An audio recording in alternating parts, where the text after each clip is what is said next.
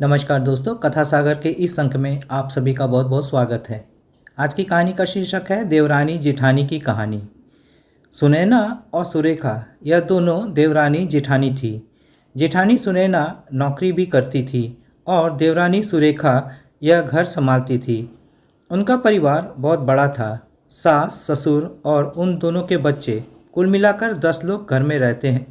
और अब बहुत साल बाद उनकी बुआ सास अपने भाई के घर रहने आई थी।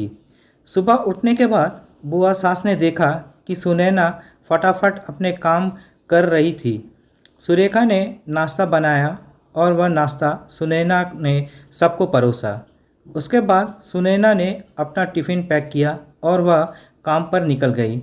सुरेखा ने वापस दोपहर का खाना तैयार किया और थोड़ा वक्त अपनी सास और बुआ सास के साथ बैठी रही।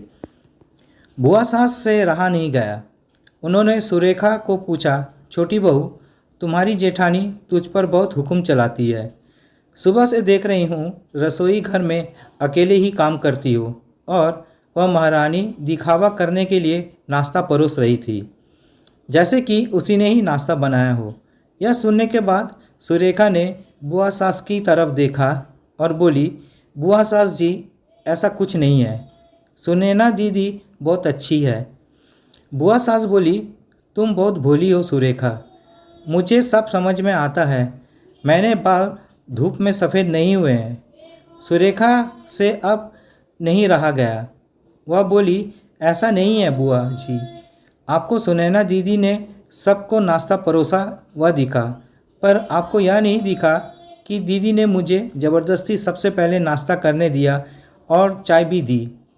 वह रोज़ मुझे ऐसे सबसे पहले ही नाश्ता दे देती है, नहीं तो सबके लिए नाश्ता करते करते मैं खुद के लिए नाश्ता बनाना भूल जाऊंगी। दीदी मेरी कितनी चिंता करती है। दीदी सुबह जल्दी उठकर मंदिर साफ़ करती है, फूल सजा कर रखती है और मुझे उनके 1 घंटे बाद उठने के लिए कहती है। शाम को आते समय बाजार से सब्ज़ी भी लेकर आती है, क्योंकि हमारे मिस्टर रात को देर से आते हैं और मम्मी जी को सुनैना दीदी ने बाज़ार में जाने से मना किया है, क्योंकि अब उनकी उम्र 60 साल से ज़्यादा हो गई है। बाज़ार में जाते समय उनको तकलीफ़ होगी, उनके पैर बहुत दुखेंगे। कभी उनको बाहर घूमने का मन हुआ तो सुनैना दीदी छुट्टी लेकर उनको घुमाने ले जाती है। और हाँ बुआ जी, दीदी रोज़ शाम को आने के बाद वह कितनी भी थकी हो तब भी मुझे खाना बनाने में मदद करती है। वह मेरी बड़ी जेठानी ज़रूर है, पर मुझे अपनी छोटी बहन ही समझती है और मैं उनको अपनी बड़ी बहन समझती हूँ। यह सब सुनकर बुआ सास एकदम चुप हो गई। उनकी चुगली सुरेखा के आगे टिक नहीं पाई। शाम को सुनैना सब्ज़ी की थैली सुरेखा के पास देते हुए बोली, सब्ज़ी के साथ तुम्हारे मनपसंद लेखक की किताब भी उसमें है। यह सुनकर सुरेखा खुश हो गई। सुनैना को थैंक यू बोलकर सब्ज़ी की थैली किचन में रखकर वह अपने रूम में चली गई। उतने में बुआ ने सुनैना को आवाज़ दी, बड़ी बहू ज़रा यहाँ आना। वह बोली, सुनैना, तू इतनी मेहनत करके पैसा कमाती है और ऐसे फालतू में किताब खरीदी करके मुफ्त का खर्चा करती हो, वह भी अपनी छोटी देवरानी के लिए। वह ऐसे भी घर में बैठकर करती क्या है? तुम दिन भर मेहनत करती हो और वह घर में आराम करती है।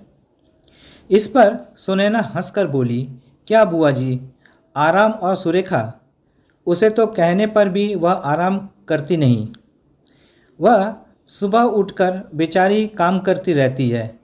सबका मनपसंद खाना, मेरे और उसके मिलाकर 4 बच्चों का टिफ़िन सब वही तो करती है, और तब भी उसके चेहरे पर हमेशा आनंद दिखता है। सुबह चाय की पीने के लिए उसके पास वक्त नहीं रहता। दोपहर को जब बच्चे घर आते हैं तो उसका खाना, होमवर्क सब वही देखती है।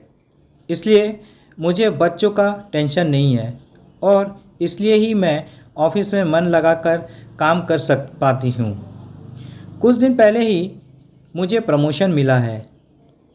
इसके अलावा मम्मी जी और पापा जी की दवाइयाँ कभी ख़त्म हो गई और कभी लाने की हो तो वही ध्यान में रखती है। घर में कोई मेहमान आए तो उनकी मेहमान नवाजी भी वही करती है। बुआ जी, घर और बच्चे संभालना छोटी बात नहीं है। इतना सब सुनकर बुआ जी उनकी तो बोलती ही बंद हो गई। सुनैना कभी कोई शिकायत नहीं करती, वह सब काम कर लेती है।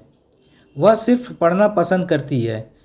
फिर मैं मेरी छोटी बहन के लिए इतना नहीं कर सकती?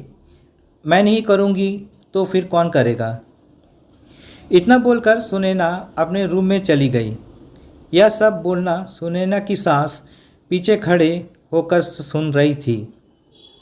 वह बुआ के पास आई और बोली, जीजी, ये दोनों देवरानी जेठानी जरूर हैं, लेकिन उनका रिश्ता दो सगी बहनों से ज़्यादा पक्का है। मेरे घर की मजबूत दीवारें हैं ये दोनों।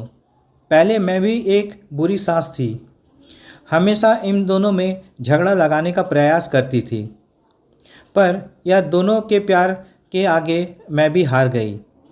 वैसे भी झगड़ा लगाकर नुकसान तो हमारे ही एल घर का होगा ना। पर यह बात बुआ को समझ में नहीं आई। रुदन करते हुए कमरे से बाहर चली गई, क्योंकि उन दोनों में झगड़ा लगाने के लिए ही वह आई थी।